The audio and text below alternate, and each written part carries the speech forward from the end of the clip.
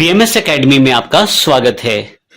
इस सेशन में हम जानकारी लेंगे नेक्स्ट टूल के बारे में जो हमारे पास एलिप्स टूल के रूप में उपलब्ध है, जिसका शॉर्टकट F7 है। मैं यहाँ से माउस प्रेस करके रखूँ तो दोनों ऑप्शन जो इसके भीतर हैं वो मेरे पास अवेलेबल हो जाएंगे।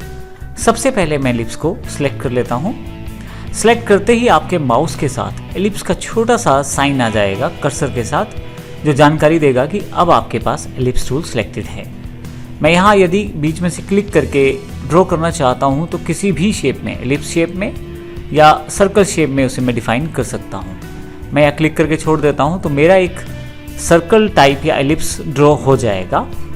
मैं यदि चाहूँ तो कंट्रोल प्रेस करके रख सकता हूँ, और यदि कंट्रोल प्रेस करके ड्रॉ करूँ तो मेरे पास परफेक्ट सर्कल अवेलेबल होगा। इसी तरह से यदि मैं शिफ्ट को प्रयोग करूँ तो जहां मैं क्लिक करता हूं वहां से मुझे ये सर्कल अवेलेबल होगा, अर्थात सेंटर पॉइंट मेरा वही बनेगा जहां मैंने क्लिक किया है सबसे पहले। किसी भी एलिप्स को बनाने के पश्चात आप इसको आसानी से मॉडिफाई भी कर सकते हैं। मैं यहाँ क्लिक कर देता हूँ और यहाँ से इन ग्रिप्स के साथ मैं आसानी से इसको मॉडिफाई कर लेता हूँ। हालांकि ये इसकी बिल्कुल बेसिक मॉडिफिकेशन है, लेकिन यदि मैं चाहूँ तो किसी भी एलिप्स को सिलेक्ट करके यहाँ से जो एलिप्स से रिलेटेड ऑप्शन है उनको भी प्रयोग कर सकता हूँ। जैसे सबसे पहले XY पोजीशन दी गई है, ये बिल्कुल वैसे ही काम करेंगी जैसे हमने पिछले सेशंस में देखा है। इसके अतिरिक्त ऑब्जेक्ट साइज दिया गया है हाइट और विड्थ के रूप में। आप यदि एक पर्टिकुलर हाइट या विड्थ को मॉडिफाई करना चाहते हैं तो वो आप लॉक रेशो या अनलॉक रेशो करके कर सकते हैं। आप एंगल भी डिफाइन कर सकते हैं। इसमें मिरर हॉरिजॉन्टली और वर्टिकली ऑप्शन अवेलेबल है। इनको प्रयोग करने से पहले हम इन फीचर्स को देखते हैं। सबसे पहले एलिप्स है जो हमारे पास पहले से ड्रॉन है। यदि मैं पाई शेप में डिफाइन करना चाहता हूं तो पाई पे सिलेक्ट करूंगा तो पाई शेप में डिफाइन हो जाएगा।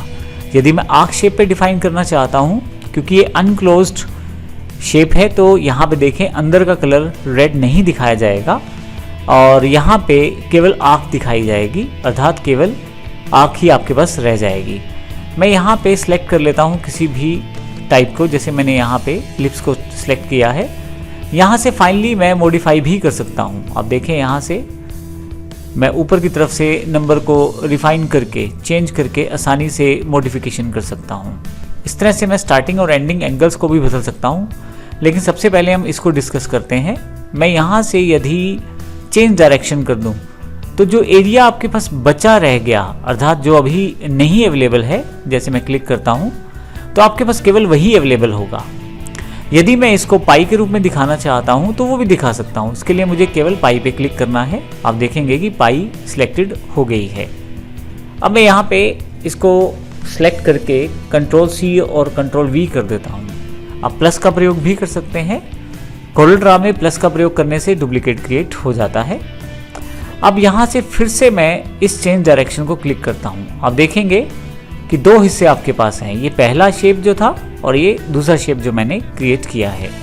तो इस तरह से काफ़ी सारे मॉडिफिकेशन आप यहाँ से कर सकते हैं। आप यहाँ से एंगल डिफाइन कर सकते हैं। जैसे आप देखें आपके पास कितना एंगल डिफाइन करना चाहते हैं, स्टार्टिंग और एंडिंग एंगल्स को यहाँ से बदल सकते हैं।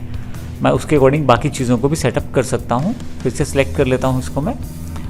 इस तरह से आप चाहें तो जो विड्थ है आउटलाइन का वो भी डिफाइन कर सकते हैं। बाकी ऑप्शंस कुछ वैसे ही हैं, जैसे रैपिंग स्टाइल है बिल्कुल वैसे ही कार्य करेगा जैसे बाकी ऑब्जेक्ट्स में इसने किया है।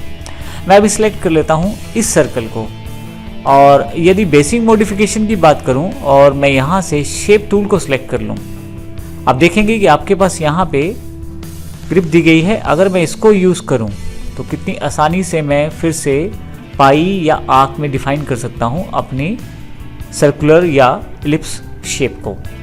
अब देखिए इस तरह से मैं कितनी आसानी से कर पा रहा हूँ। मैं यहाँ इसे अभी एस्केप कर लेता हूँ और कंट्रोल Z कर देता हूँ। फिर से वापस जो इसकी इनिशियल शेप है उसमें ले आता हूँ। मैं चाहूँ तो इसको कर्व में भी कन्वर्ट कर सकता हूँ। उस केस में शेप्स के जुड़े हुए बाकी टूल्स का भी प्रयोग आप कर सकते हैं। मैं इसको कन्वर्ट टू शेप कर देता हूँ, और यहाँ से शेप टूल जब मेरे पास अवेलेबल रहता है तो यहाँ पे जो नोड्स अवेलेबल हैं इनको डायरेक्टली मॉडिफाई कर सकता हूँ अपनी रिक्वायरमेंट के अकॉर्डिंग। आप देखें मैं जहाँ भी क्लिक करता हूँ उस पर्टिकुलर नोड के जो मेरे पास हैंडल्स हैं उनके साथ मैं आसानी से मॉडिफिकेशन कर सकता हूँ इस पर्टिकुलर ऑब्जेक्ट को। तो इस तरह से आप बेसिक शेप्स को उसी तरह से वर्कआउट कर सकते हैं जैसे आपने पहले सेक्शंस में शेप्स के साथ किया है। तो इस प्रकार से हमने देखा कि किस प्रकार हम लिप्स टूल को प्रयोग कर सकते हैं किसी पर्टिकुलर शेप में डिफाइन करने के लिए, पाई में किस प्रकार से चेंज कर सकते हैं या बाकी जुड़े हुए ऑप्शन उसके साथ किस प्रकार प्रयोग किए जा सकते हैं। धन्यवाद।